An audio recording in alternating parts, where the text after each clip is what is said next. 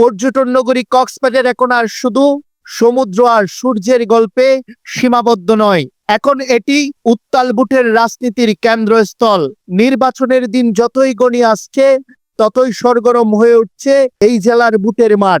শহর থেকে গ্রাম সবখানে আলোচনার কেন্দ্রে একটাই প্রশ্ন, শেষ পর্যন্ত ক্ষমতা যাবে কাদের হাতে? প্রধান রাজনৈতিক দলগুলোর পাশাপাশি স্বতন্ত্র প্রার্থীদের সরব উপস্থিতিতে জমে উঠছে লড়াই। কেউ উন্নয়নের ধারাবাহিকতার কথা বলছেন, কেউ আবার পরিবর্তনের ডাক দিচ্ছেন। প্রতিশ্রুতি আর পাল্টা বক্তব্য প্রতিদিনই নতুন মাত্রা যোগ হচ্ছে নির্বাচনী উত্তেজনায়। আল্লাহর রহমতে আগামী 12 তারিখ বাংলাদেশে ধানের শীষের একটা ভূমিধস বিজয় হবে ইনশাআল্লাহ। জনগণের ব্যাপক সমর্থনের মধ্য দিয়ে, জাতীয় ঐক্য সৃষ্টির মধ্য দিয়ে বাংলাদেশ জাতীয়তাবাদী দল বিএনপি এমন একটি সরকার ব্যবস্থা পরিচালনা করবে যেই সরকারের মালিক হবে সকল জনগণ। এই দেশের রাষ্ট্রের মালিকানা জনগণ ফেরত পাবে সেই 12 তারিখের নির্বাচনের মধ্য দিয়ে। ভাইরা আমার, আমি চ্যালেঞ্জ দিয়েছিলাম ওই যে নতুন মাঠে, জবাব পাইনি। সেদিন বলেছিলাম এমপি হওয়ার আগে আপনার সম্পদ বিবরণী আনেন, আর এমপি হওয়ার পরে কত সম্পদের মালিক হয়েছেন সেটা আনেন। আমারটাও হিসাব দেব।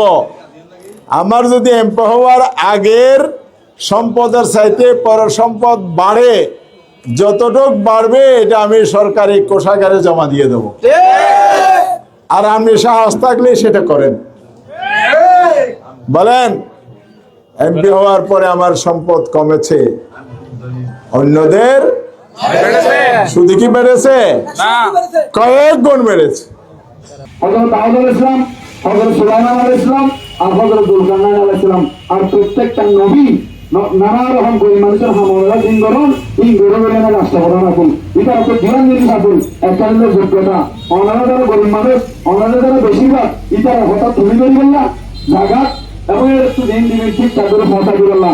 একটা নাম যোগ্যতা আর একটা নাম আমানতদারিতা। এবারে নির্বাচনে তরুণ ভোটারদের ভূমিকা বিশেষভাবে গুরুত্বপূর্ণ হয়ে উঠেছে। কর্মস্থান, পর্যটন শিল্পের টেকসই উন্নয়ন, মাদক ও অপরাধ দমন, এই বিষয়গুলো তাদের ভোটের সিদ্ধান্তে প্রভাব ফেলছে।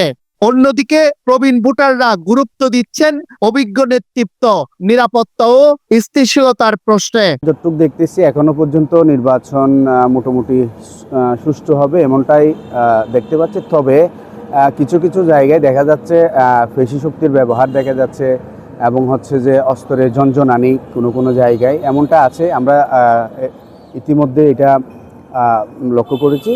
তবে আশা করি প্রশাসন যদি এটা সজাগ থাকে, এটা কাটিয়ে উঠা যাবে।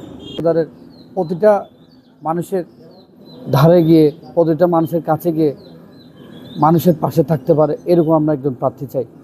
এবারে আমরা এমন নির্বাচন আশা করতেছি যে নির্বাচন হবে অবাধ, নিরপেক্ষ, সুষ্ঠু নির্বাচন। দীর্ঘ 17 বছর আমরা যারা তরুণ, আমরা দীর্ঘ 17 বছর দেখেছি দিনের ভোট রাতে হয়েছে।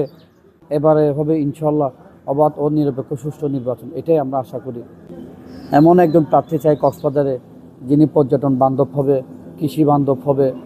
উত্তেজনার মধ্যেও আইন শৃঙ্খলা পরিস্থিতি স্বাভাবিক রাখতে তৎপর প্রশাসন। নির্বাচন যেন আমরা সুষ্ঠুভাবে এবং এটা গ্রহণযোগ্য নির্বাচন যেন উপহার দিতে পারি, সেজন্য আমাদের কক্সবাজার জেলা পুলিশের পক্ষ থেকে আমাদের এই গুরুত্বপূর্ণ কেন্দ্র, অধিক গুরুত্বপূর্ণ কেন্দ্র, এইভাবে আমরা বিভিন্ন কেন্দ্রগুলোকে আমরা আমাদের গোয়েন্দা তথ্যের ভিত্তিতে অ্যানালাইসিস করেছি এবং এই সব কেন্দ্রে আমাদের পর্যাপ্ত পরিমাণ ফোর্স আমরা মোতায়েনের ব্যবস্থা করেছি। এছাড়া আমাদের অনেকগুলো প্রায় 50 মোবাইল এবং স্ট্রাইকিং ফোর্স কিন্তু আমাদের এখানে বলবৎ থাকবে।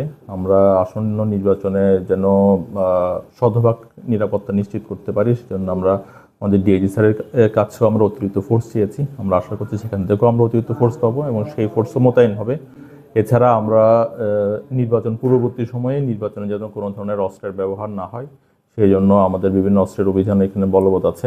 সব মিলিয়ে কক্সবাজারের বুটের মাঠ এখন টান টান উত্তেজনায় ভরা।